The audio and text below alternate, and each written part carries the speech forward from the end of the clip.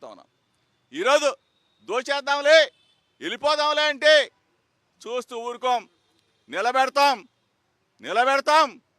Road మీద నిలబెడతాం.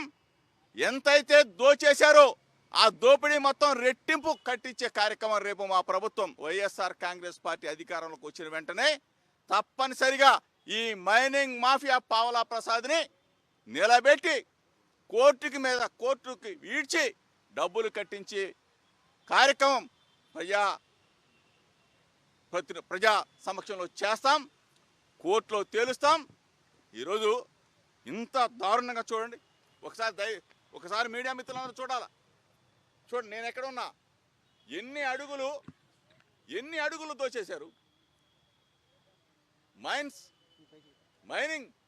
Mining ఇచ్చే permission 9 నుంచి 10 అడుగులు ఇస్తారు. నేను ఎన్ని అడుగులు ఉన్నా, నువ్వెన్ని అడుగులు దోచేసావు పావలా ప్రసాద్? ఏంటి ఈ ఘోరం? చూడండి, KGF 3 సినిమా సరిపోతా? KGF 1 చాలదు, KGF 2 చాలదు, KGF 3 సినిమా చూడండి ఒకసారి.